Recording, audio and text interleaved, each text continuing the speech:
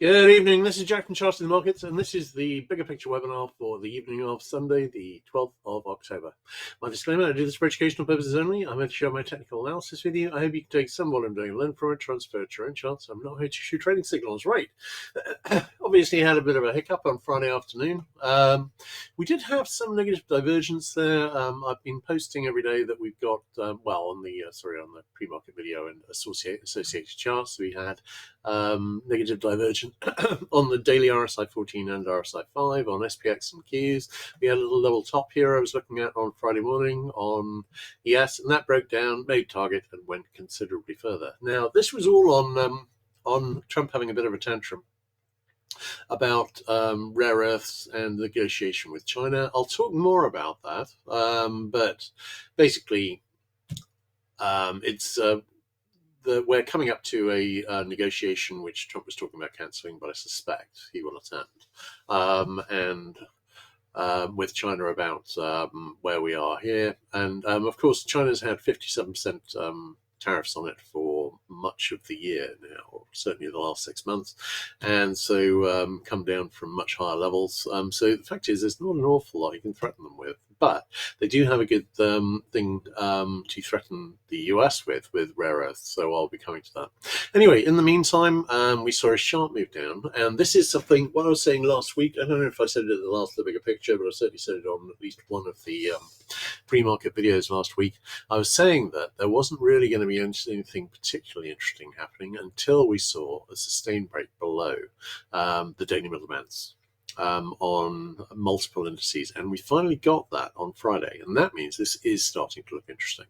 I'm expecting to see we could go a little lower first. We could retest this low, and actually, if last time we had something like this and it had a very nice low, which was here, back at the start of August, we retested the low, had 4 buy signals, and went straight up. So that was great. Not sure we're going to get that this time, but if we reverse and retest the low, then we could still do that tonight. But at the moment, I'm leaning against it. We've actually already retraced about half of the move. We're back over the monthly pivot and the new weekly pivot, which is very close to it.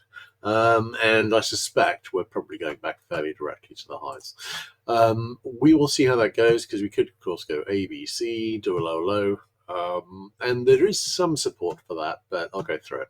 Anyway, NQ wasn't quite a double top here, so I haven't marked it up as a pattern. We had a little level top here that made target, but it was so small I thought it was barely worth marking in.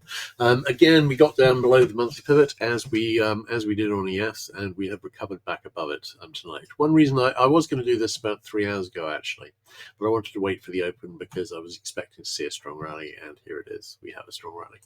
All right, RTY. RTY, this is interesting because we've got a larger pattern here which is broken down. We had a little double top here which broke down and made target, and we've broken down for a larger double top which has got a target in the 2301 to 10 area. That could make target. I'm a bit skeptical. I'm thinking this might just fail and go straight back to the highs. On YM, we've again got a double top which is broken down. This one's got a target in the 44,870 to 45,110 range. That got closer, but again, I'm thinking we may just fail and head straight up. This one's because the movement's been quite different, really, on Dire. Dire and YM than it has been on SPX and Qs lately. We're still some way short of the monthly pivot, but I'm thinking we'll probably got a decent shot of getting back over it over the next day. RTY, again, we're back over the monthly pivot here, but not quite as much as we are on the others. In terms of DAX, we had a little head and shoulders, which I was talking about, and that broke down. And it broke down on the 10th and in the morning, and it made target after Trump's comments. In terms of, hang on, bear with me a second. Right. In terms of the ESGX chart, we had a sharp decline there, which ruined a pretty nice looking bull flag. Didn't really have a pattern target here, hasn't quite reached the monthly pivot, and DAX has not reached the monthly pivot either. No particular reason to think that either of them is going to do so. Here, well, I'm still thinking we might get some retest the lows and some buy signals for tomorrow morning, but I don't think it's going to be I think we had 6 buy signals at the start of August. Although actually, don't have one here, but I have rolled this. I have rolled this since then into the next contract. So I think it was there on the last one. I think I called 6 buy signals at the open. All right, let's have a look at the big picture charts now. Yes, we had an RSI 14 sell signal brewing and an RSI 5 sell signal brewing. The RSI 5 sell signal fixed and made target on Friday. Exactly the same on SPX, and on the Qs we saw the same.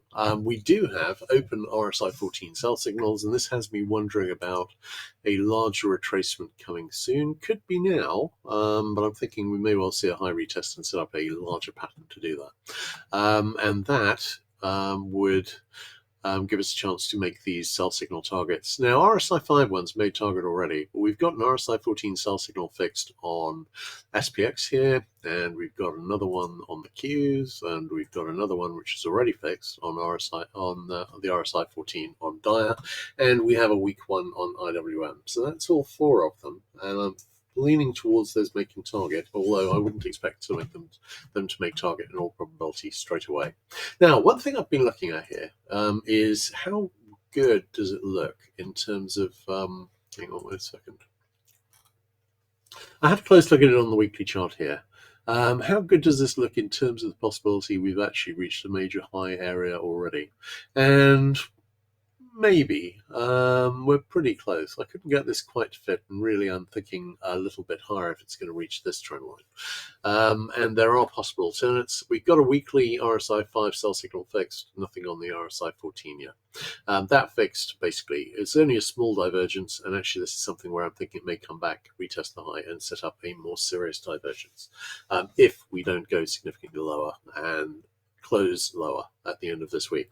We're some way short of the weak to middle band, which is decent support, but the main support I've been looking at is the on the daily chart, and this is a hard breakdown below it and a hit of the daily lower band. I'm thinking we're probably going to find support here, but this kind of breakdown is the kind of break that generally precedes a larger retracement. If a larger retracement is brewing, I'm thinking one might be brewing here. With the government shutdown in the background, and with more China drama possible this month, and I'll talk more about that, I'm thinking we might see a larger retracement where I quite like to see a retest the high first, setting up a potential double top. Looking at the hourly chart, we have reached a possible head and shoulder neckline here. I'll be watching out for that. But it's not a great looking pattern. I'd prefer a retest of the high. In the 15-minute chart, no divergence as at the low.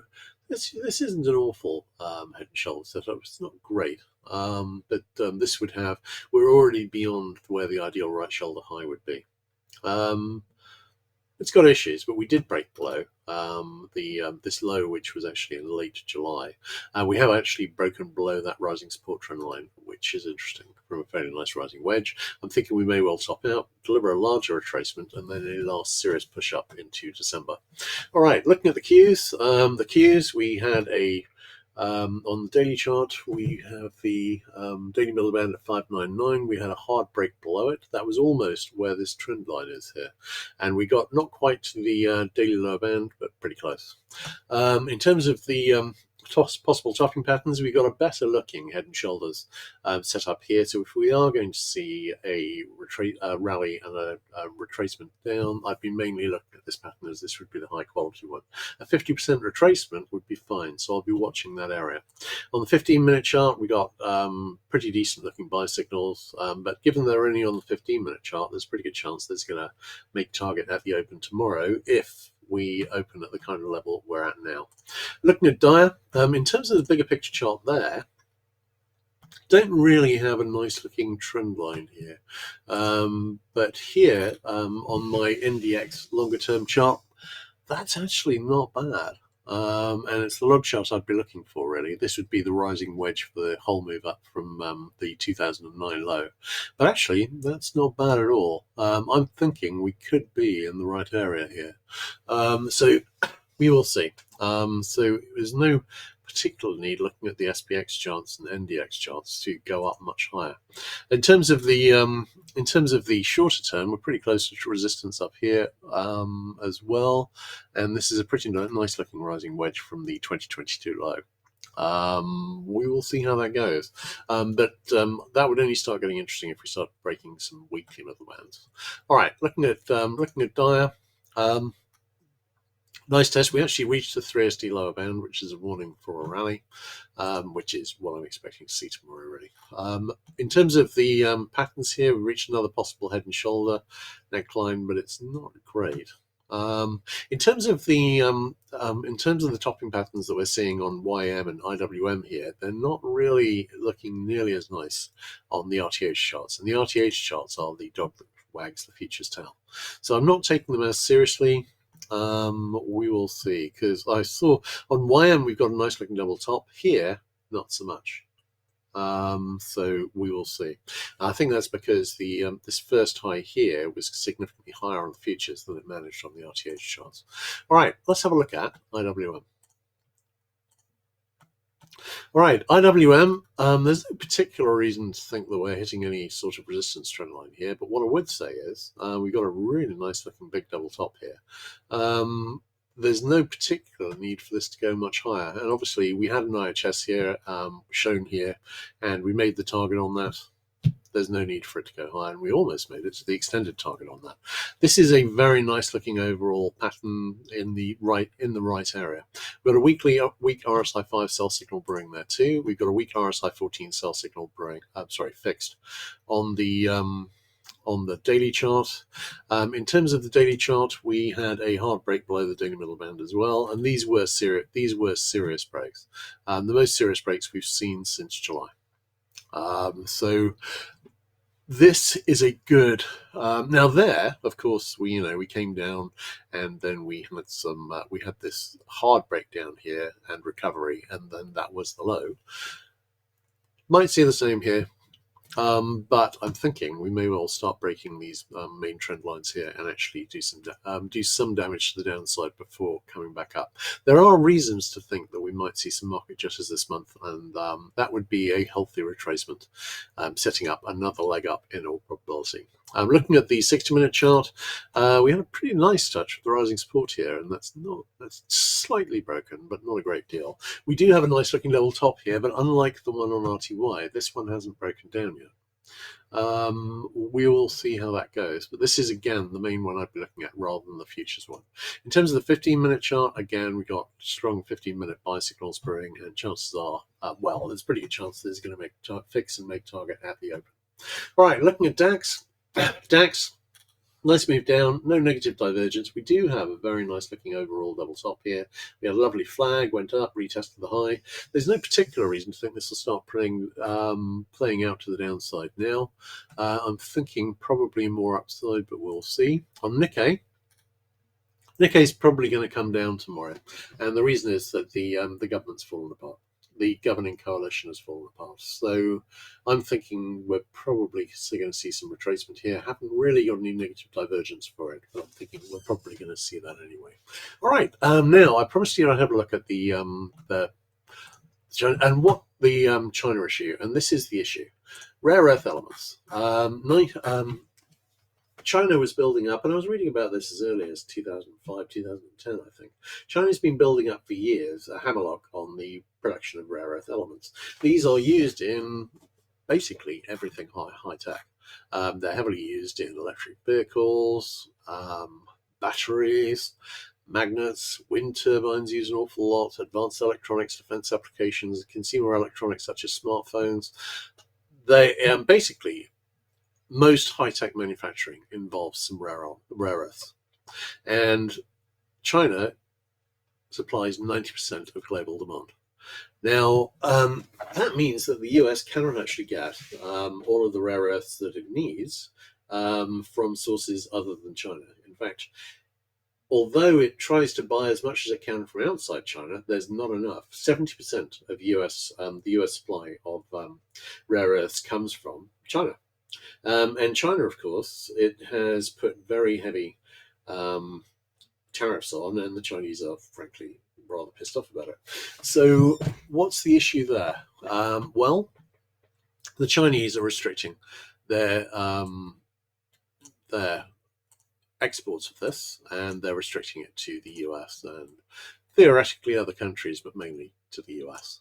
They're basically flexing their muscles. Now, Trump has been promising some serious retaliation, but frankly, what can he do? Can he put 57% tariffs on them? Wait, they've already got 57%. That's already affecting what they get from, what they can deliver to the US, which is mainly an export market to them. So it's already been significantly closed off. If he improves it, that does most of the damage. If he increases it to 150, then one, that's not going to get him any rare earth metals, and without rare earth metals, an awful lot of high tech manufacturing in the US would stop. And of course, that's an area which is fairly crucial. But it's probably not really going to have a big further effect on Chinese exports to the US. So the Chinese want their market open, they're flexing their muscles. What can the US cut off that would matter? This is what, all right, last year, 2024, we had US sold about $165 billion worth of kit to the Chinese. What was that composed of? This is what it was composed of. Now look at this list and consider what there is on this list that they can't buy from somewhere else. Mineral fuels, oils, distillation products, easily source that elsewhere. Machinery, nuclear reactors, boilers, well, nuclear reactors maybe, but I know they make their own. Electrical, electronic equipment. Haha. That's the idea that there's anything there that from the US they really miss. I mean, they need chips, but one, they already got a load, which were given away for TikTok, basically. And two, really, they get most of theirs from Taiwan anyway, and frankly, they can make their own. So I don't think there's nothing here that looks mission critical to the Chinese. So while they have a big hammer in their control of the rare earths market, the US really got nothing that the Chinese can't get elsewhere. Obviously, we know they can get their grains elsewhere. They've been doing that. Optical, photo, technical, medical apparatus, vehicles, plastics, aircraft, spacecraft, pharmaceutical products. Let's face it, none of this is stuff that the Chinese can't get elsewhere. Copper, cereals like soybeans, edible meat offal, ores, slag and ash, essential oils. There's nothing on this list they can't buy elsewhere. So while it wouldn't be great for the Chinese economy if basically trade between China and the US were to stop entirely, it would be mainly the US that lost hard because its high-tech manufacturing would be gone. Most of it. It's because they cannot get these rare earths elsewhere. Now, it was a mistake to allow the situation to arise because not only do a lot of the rare earths get produced in China, but in terms of the ones which are produced over the rest of the world, they were buying those up over a long period, and it was obvious this was a problem that could arise, and the US did nothing. Now, the birds are coming home to roost. So China has been flexing on this. Trump was having a tantrum about it and talking about putting on huge tariffs and so on. I very much doubt he's going to do that. I think this is a flash in the pan. I think the Chinese are just making sure that it is very well understood by everybody that when they get to their negotiations about trade, that they are dealing from a position of strength. And the fact is, they are. So that is what the rare issue is about, and that is where the US negotiation position is. And however much Trump jumps up and down and holds his breath and goes red and yells, it's not going to make any difference. They're going to have to. Realistically, they're going to have to make a deal with the Chinese. There's very little value they could bring to bear when they have flexed against the Chinese in the past. What they've done is they've put coalitions together to put pressure on China. How are they going to do that now? They've been putting tariffs. Trump's been putting tariffs on everyone. There is no coalition to put together. Everyone, if there's a team, it's the people, it's Trump and everyone who's been tariffed by Trump, which is everybody except the Russians. So, and North Korea, strangely. So there's not much of a negotiation to be had there. And I suspect that while China's been a big target of these tariffs, I suspect they're going to get a pretty sweetheart deal as and when a deal is made, which I suspect it will be. We shall see. All right, great. Now, one reason I'm just going to do, I normally do crypto at the end. I'm going to do it a little earlier today, and that's for a good reason. Now, I was talking about on Bitcoin, we've got a potential level top here, and that hasn't broken down yet, but we've basically come down and made a lower low. This is a potential level top breaking down, of course, but it is, of course, a good position to go and reject back up from the high. It's Solana, Solana and Ethereum, which are more interesting. Why is that? Well, one thing I was talking about when we started this retracement here, and this is something I was talking about on crypto in the pre-market webinars last week, I think in my last post, I was talking about the possibility we could do an ABC bull flag. And this is an ABC bull flag, or at least it looks an awful lot like one. I was also talking about the big support levels that I thought might hold. One of those was the 200-week moving average at 172. And that's where it is. Rising support trend line, just below that, 61.8 Fibonacci retracement. It's looking pretty nice. So this is, sorry, that's the 200 DMA. Looking at the weekly chart, I was talking about support at the weekly middle band, which is now at 186, although it was a little lower when I was talking about that. And I was talking about the 50 DMA, which is at 183.79. Again, we've seen a bit of a poke through those, but this is a pretty nice looking overall bull flag, and I suspect that's what it is. Looking at Ethereum, and actually I'd written this off at Ethereum, really. I was talking about this head and shoulders that broke down, and I was thinking actually that this had failed, but it hadn't failed. Look at those. This is the right shoulder high, 47.67. This is the retest, which is 47.58, which almost broke it, but didn't quite. And this is ABC. And where did it go to? It went down to 35.46. What was the head and shoulder target? 3,500. Now, this could go a little lower, and I've got a rising support trend line here, but I'm not seeing any particular reason to think that's going to get hit. Although I do have potential double top targets down there too. I'm thinking we come down to the obvious areas on crypto, and chances are we're going to go higher again. In terms of Bitcoin, I was hearing a lot about biggest ever, dollar value. Well, that's because crypto market has grown an awful lot. In terms of actually where we are on Bitcoin, we dropped 18% or something here. Is that huge by crypto standards? Well, it's a lot for a day, but it's not really much by bigger picture standards. We've seen a lot of very, very big declines on Bitcoin in the past. Some of these here really move the needle. I don't think it's anything that special. And while we do have a double top here, which might be trying to break down, I suspect we're not done to the upside here. And in terms of Ethereum and Solana, I'm seeing bull flags. Doesn't mean it goes an awful lot higher, but it doesn't particularly look like it's going to fail here. All right, let's have a look at DX. Okay, DX. This had a bit of a retrace, 60-minute sell signal, has reached the possible near miss target, and we're back at the new week to pivot.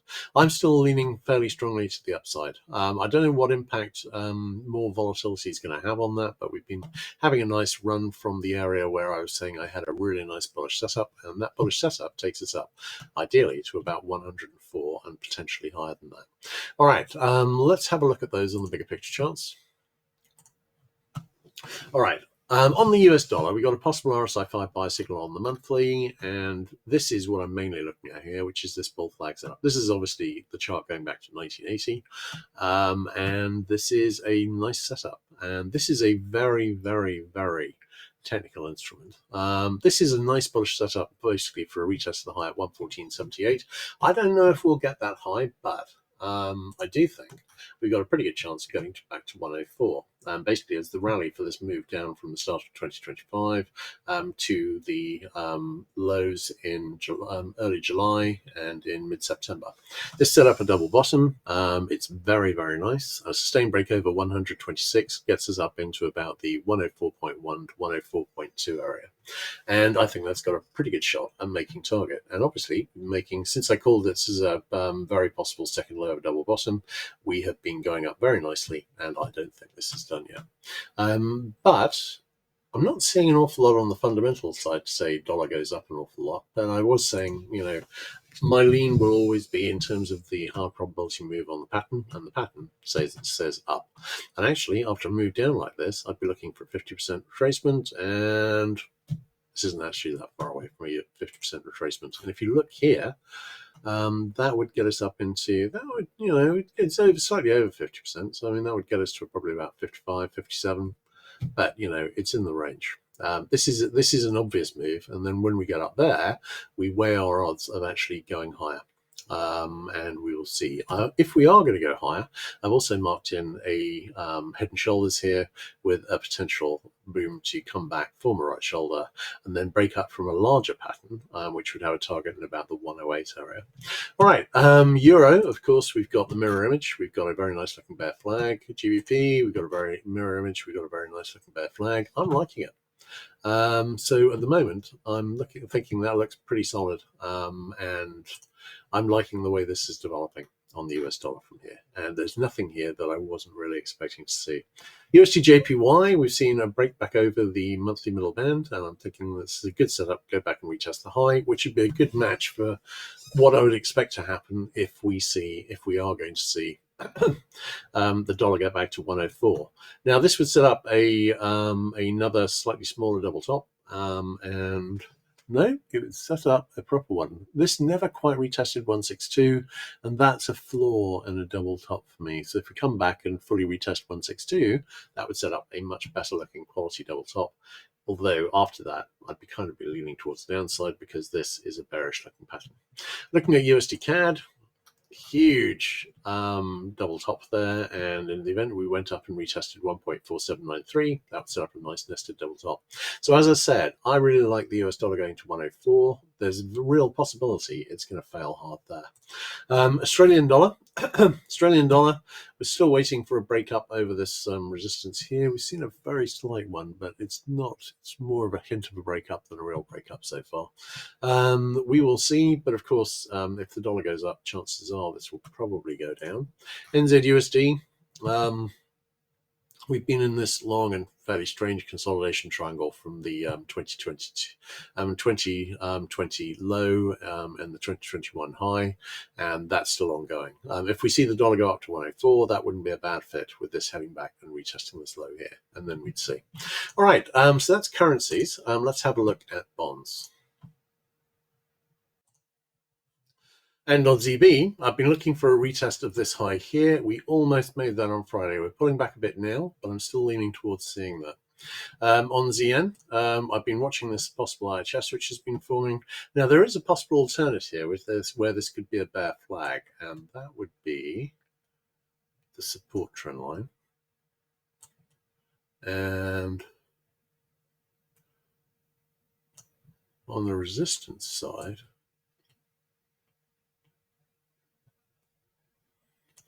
I'd probably be looking.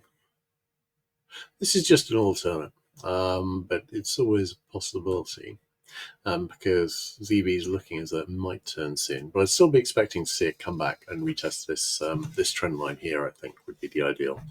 And that's quite a nice looking little trend line here, actually, from that low, that little high, that high. This would be the alternate bear flag setup. I'm going to leave that on there as it is a possibility.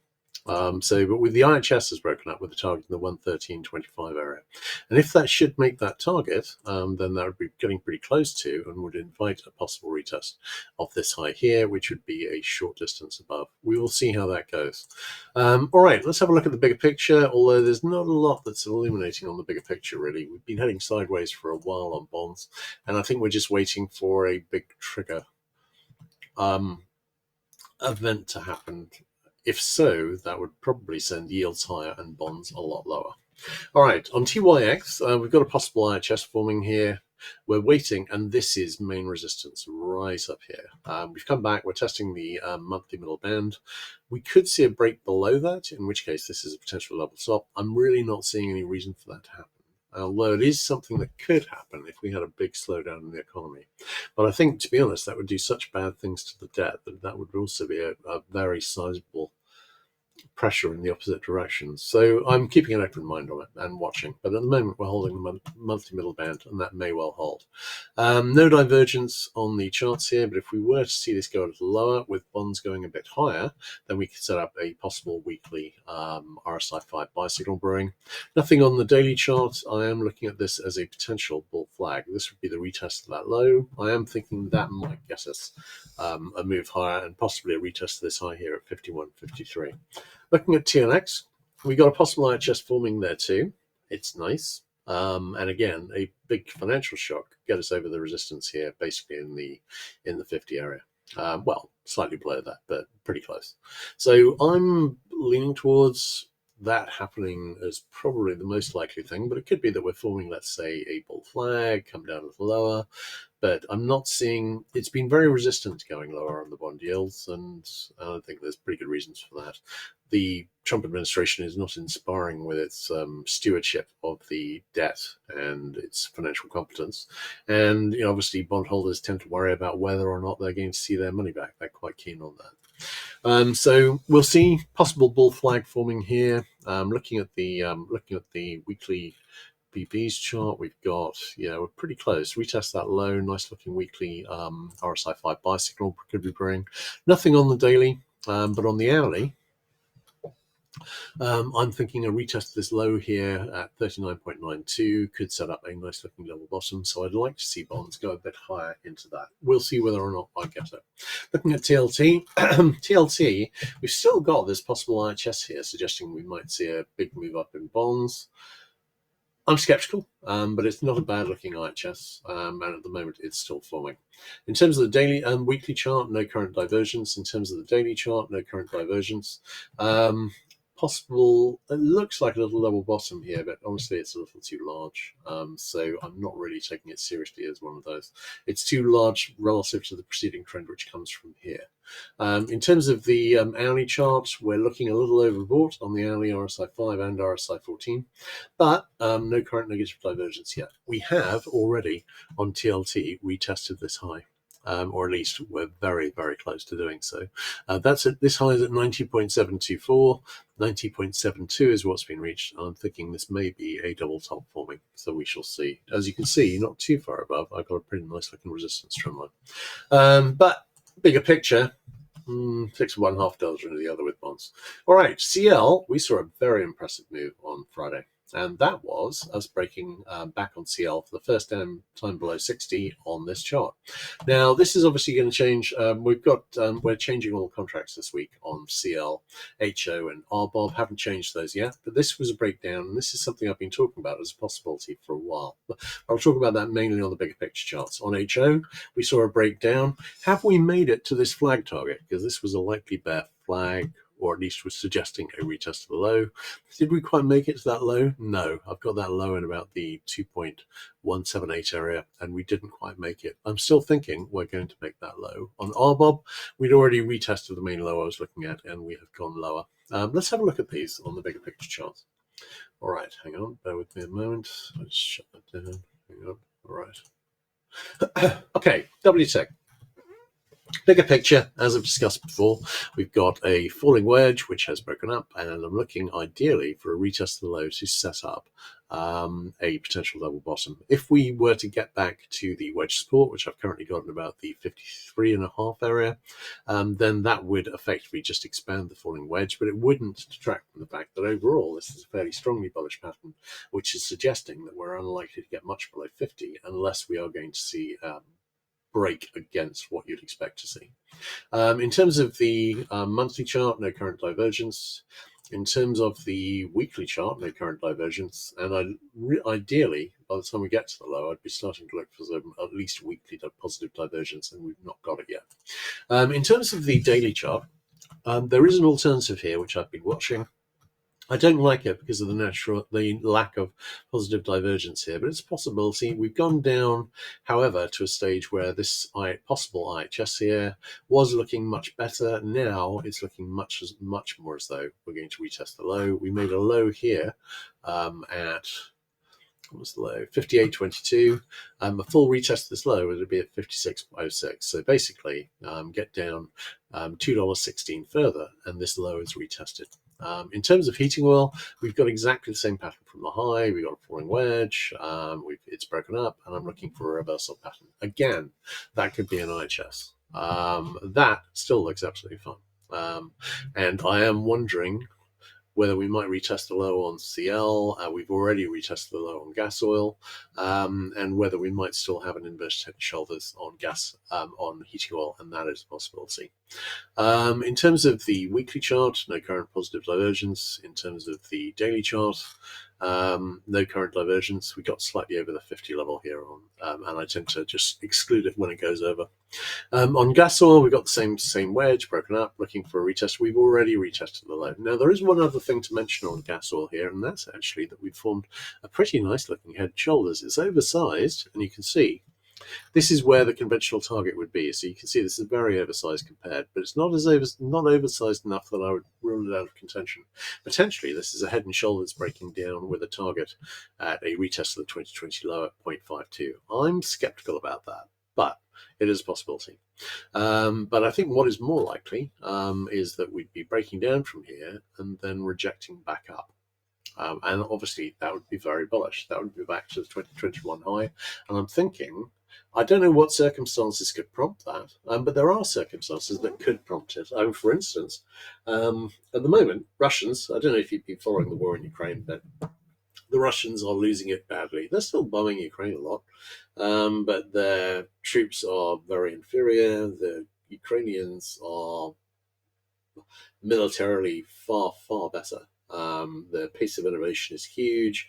Their ability to use their resources is much better. The Russians are much more of a traditional army, and they're losing. And also, the Ukrainians have started. I think they've knocked out something like 35% of their refinery capacity. Cities in Russia are going dark. They're running out of gasoline to sell to their residents. There are long queues, there are major shortages, and winter is coming. And winter in Russia is no joke. And after making a few years ago all these jokes about the Europeans freezing if they pissed off the Russians, it looks like a lot of Russians may be freezing this winter. They're under a lot of pressure. Their economy is on the verge of collapse. They've not been able to afford this war. They have none of their planning ever suggested it might be this intense or take this long. I think the whole Russian regime may collapse, and the economy collapse with it. Well, actually, it's more like the regime collapses with the economy next year. That could potentially mean that Russian oil is off the market for years. And actually, that potentially could propel an oil spike. Equally, there's plenty of room for a move in the Middle East. I'm just saying there are plenty of reasons why we might see a spike up here. Now, I've got a post planned. I'm going to try and get a post out tomorrow on oil and where I'm seeing this. And I'll get another post out saying that basically the market we have traditionally watched over a long time. How far does this WTIC chart go back to? 1995, but obviously it goes back a lot further than that. There were, the first oil crisis when oil prices went up was back in 1973, over 50 years ago now. I'm thinking basically the oil market may almost vanish in the next 20 years, and for a very good reason, which is that actually renewables, solar particularly, but basically all the renewables are now cheaper to produce than oil-based power. And that's what I've been watching this with great interest really since the 90s.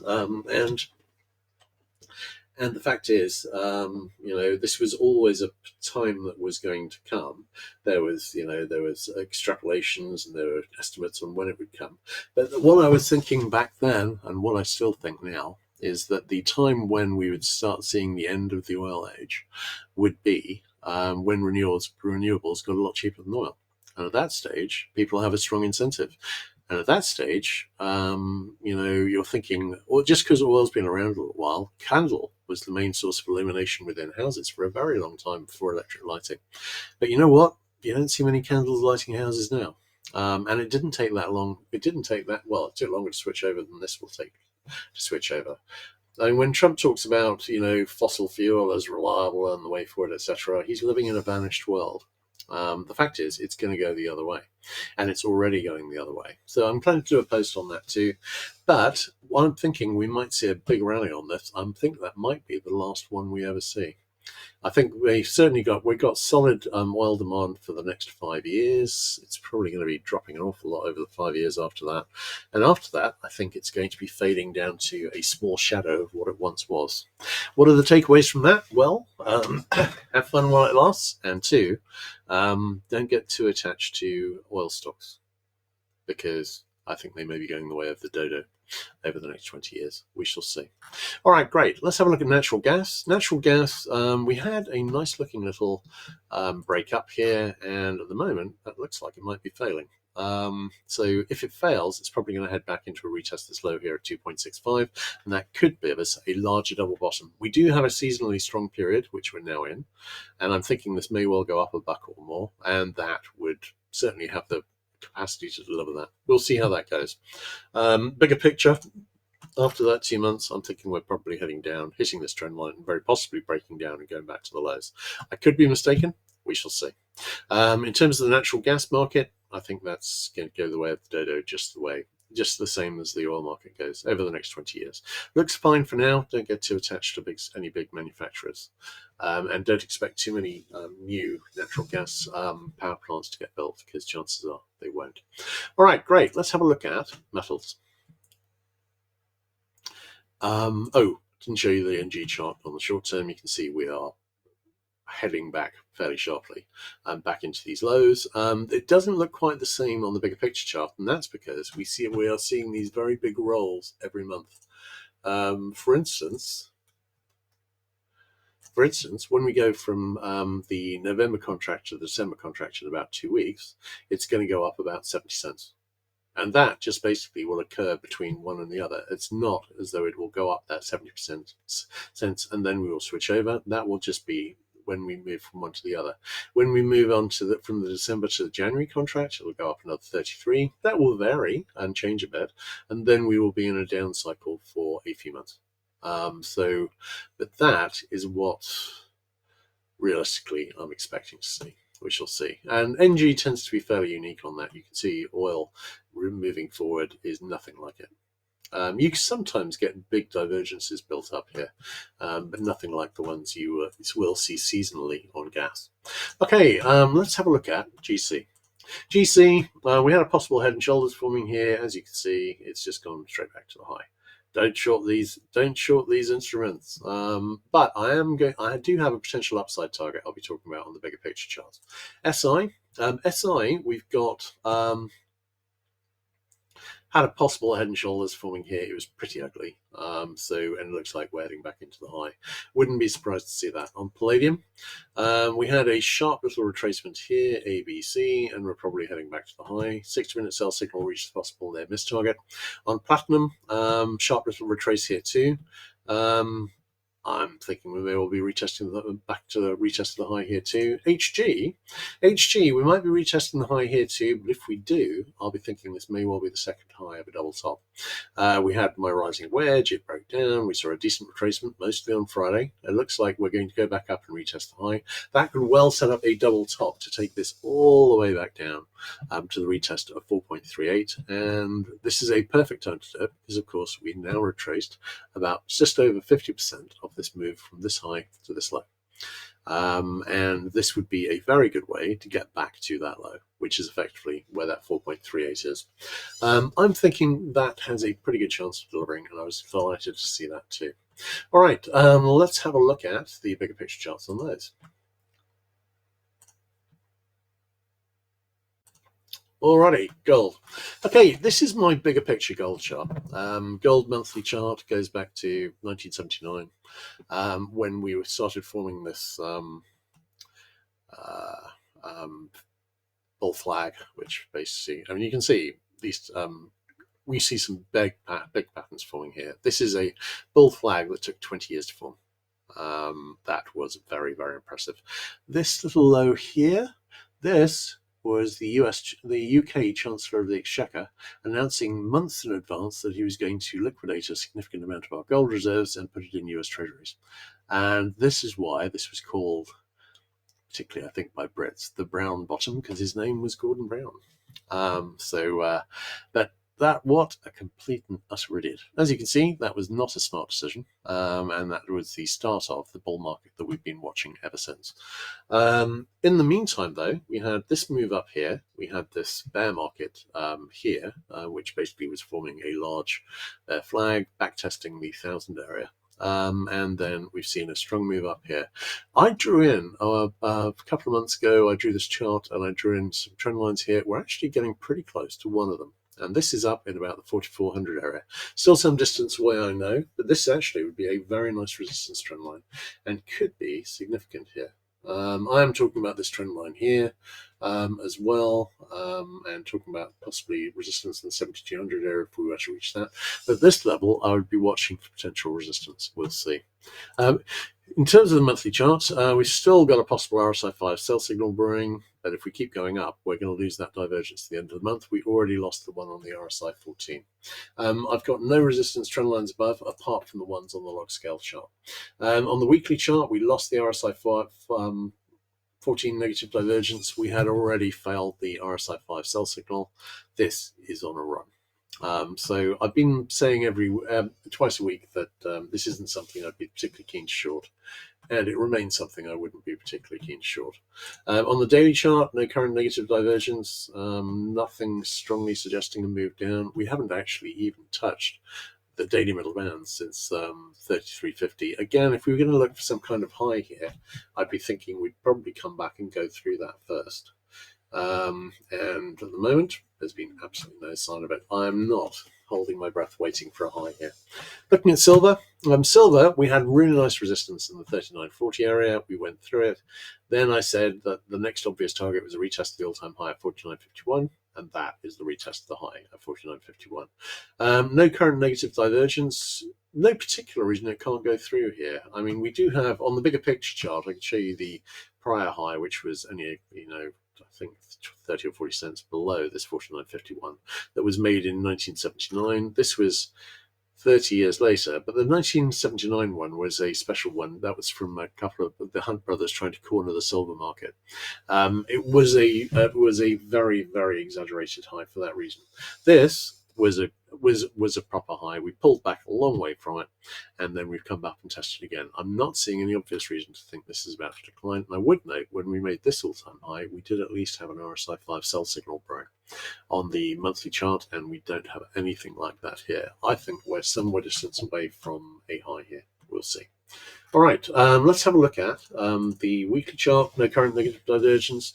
Sure, we are looking very high on these. Can we see these kind of runs last for quite a while? Yes. And on the daily chart, well, if I went back and showed you the right period, seriously, wow, these can really run. In terms of the daily chart, we've got a possible weak RSI 5 14 cell signal brewing. We've got a possible RSI 5 full size cell signal brewing. I'm thinking we might see a retrace soon. I'm not sure I'd want to put my finger on the chart and say, and it's likely to start here. I've got no obvious trend lines or resistance levels above. Looking at palladium, we've got on the weekly chart, possible RSI 14 cell signal brewing. This is interesting here because we've gone through my trend line, which is the main one I was looking at here. It could be that we're going to see a serious breakup. We don't really have a double bottom set up here. You could see this as an IHS setup. Maybe. I'm going to have more of a look at it here, but this would be the left shoulder. My unhappiness with it would be this is the left shoulder, and this whole thing here would be the right shoulder. That's too big. Possibly valid. I'll mark it in for next time, but I'm not that wild about it. But if we see a hard break above here, I'll start taking it more seriously.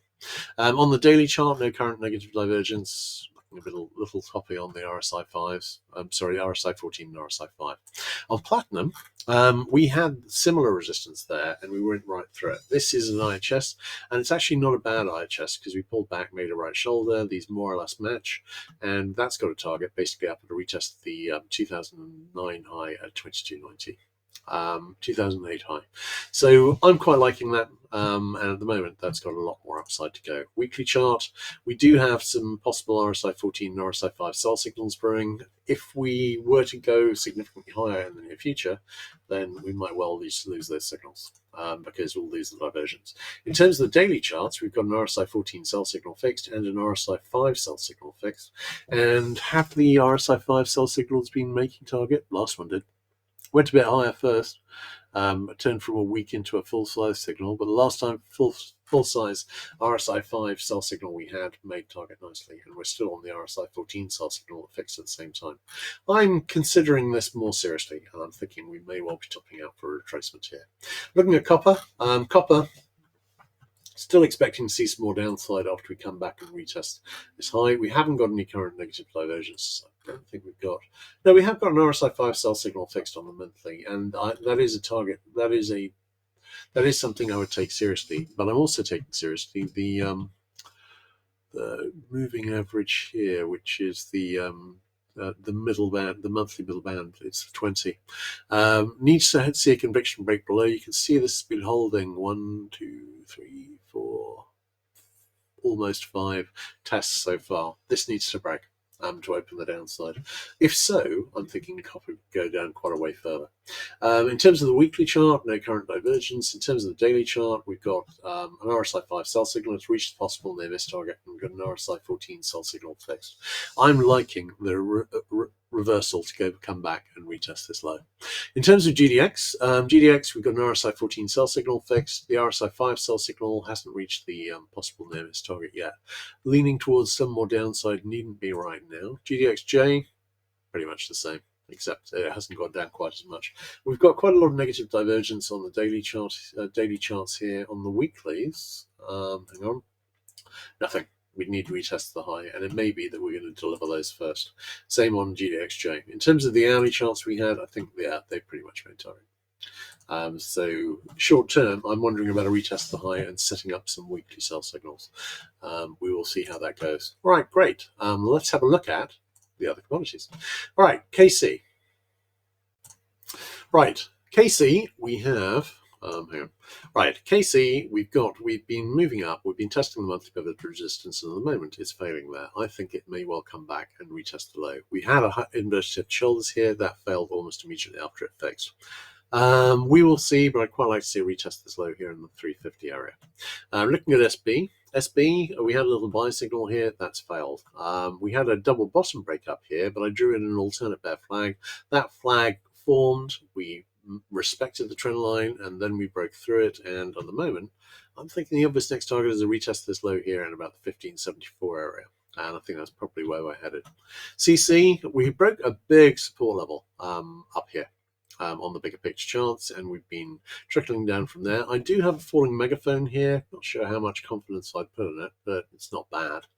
But this is trickling down at the moment. This may go considerably further. Cocoa's a long way out of its comfort zone historically in terms of price, so I'll be talking about that. Case CT, we saw a sharp breakdown, which is not doing any favours so far to this falling wedge I'd drawn in, but it might be this was a bullish underthrow. Watching that with interest, it wouldn't surprise me if it went down significantly further. Lumber, little double top here, which isn't showing much enthusiasm playing out. Bigger picture, I've got a downtrend here. It could be that this is rejecting back up into the highs, but I'm leaning against that. ZW, I'm wondering about a retest of the low at about the 493 area. We haven't seen that yet, and I'm thinking we may well need to see that. On corn, we got what looks like a bull flag here, and we broke up over it encouragingly, but it looks like we're coming back to retest the low. That could be the second low of a double bottom if we see it, which we haven't yet. Soy, little level top here, which is trying to break down. We'll see how that goes. At the moment, I'm not quite sure how tied up the soy market is. The soy market here is with the American soy market, which obviously isn't going too well as the Chinese stop buying. I'm not sure the Chinese are going to buy, but I think the US side are probably going to be begging them to buy some at the trade negotiations. They'll probably throw them a bone. But it's not great for American soy here, and that's why I'm thinking, as well as the bigger picture charts, leading me to suspect that soy may be struggling for longer than the other two grains, which are starting to look as though, which are looking as though they're bottoming out here. ZL, this is kind of forming like a bear flag. Didn't quite make it back to flag support, but it's looking like a bear flag, in which case, in due course, I'd be expecting to retest this low here in about the 48.85 area. Live cattle, this was a triangle. It wasn't a good classical triangle. It didn't really hold the trend lines well, but A, B, C, D, E, partial retracement, then break up. This has a target back basically up at a retest of this high, and we're getting pretty close to it, but we haven't quite made it yet. I've got that in about the 243.7 area. Looking at HE, we have a double top which broke down and has made target, and we are trickling down at the moment. This could be a bull flag forming, and we've seen a significant retracement of this rising megaphone. This is something where I'm looking for signs it might be able to turn back up, and I'm not seeing that yet. All right, great. Let's have a look at those on the bigger picture charts. And coffee. Coffee, we've got a weak RSI 5 sell signal fixed on the weekly, and we're trying to hold over the weekly middle band. I'd quite like to see a high retest here on this high here at 4.4808 to make a double top, because that could take us back into coffee's longer term comfort zone, which was really under about 2. Now, it may be that we're going to see a more of a bigger price going forward, and obviously, the dollar has been dropping real terms, so you'd expect that to move, but I'm thinking we may well be setting up for a big retracement and then likely a rally back up again. On coffee, on the daily chart, we've got an RSI 14 sell signal fix that hasn't made target yet, and at the moment we're holding the daily middle band as resistance, and that is holding as resistance. I'd like to see a retest of the height. It doesn't mean I'm going to get one.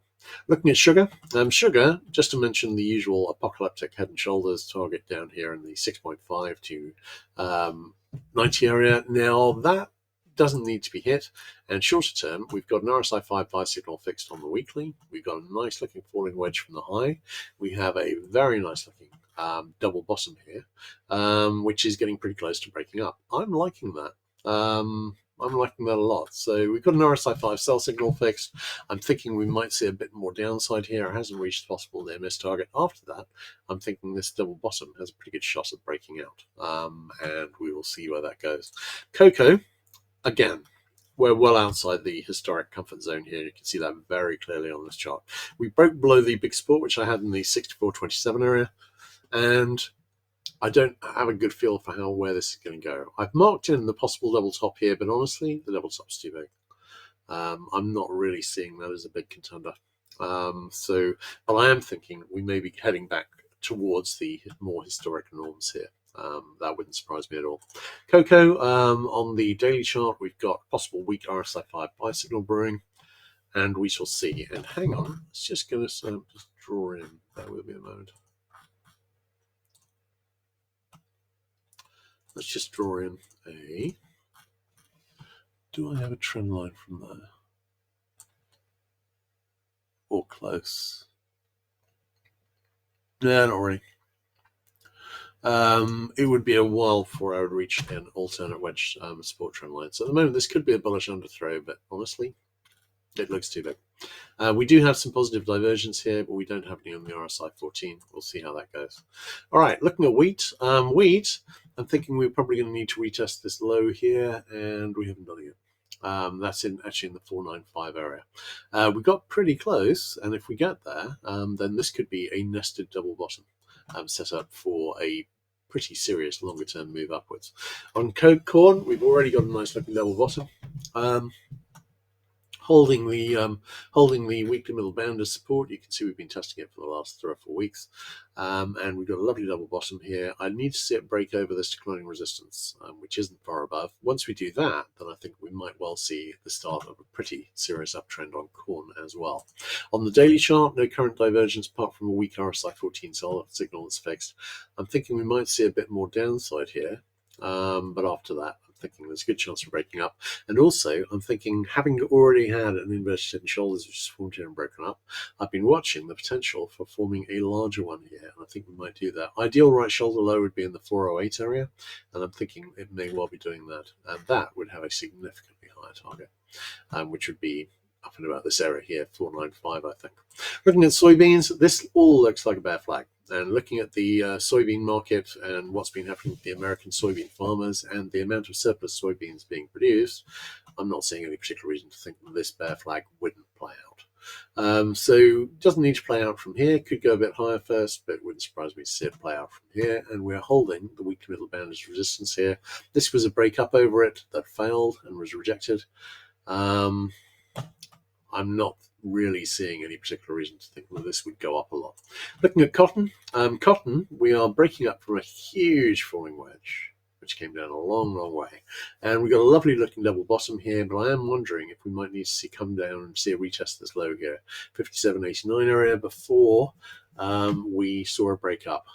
Could we see a break up and could we see a very long extended move here? Yes. The one I'm looking at here really on wheat, corn and cotton are three potential bull markets which are starting.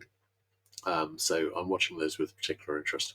Looking at lumber, this looks like a bear flag. And again, this could be a bull market, but after we see a retest of this low here. We'll see how that goes. In terms of the pattern setup here, we had a double bottom floor, a double top form. It broke it down slightly. We've then retraced about 50%. And here, I'm looking for it to turn down. We've got a weak RSI 5 sell signal fixed. We've still got an open RSI 14 buy signal, of course. And nothing on the weekly chart.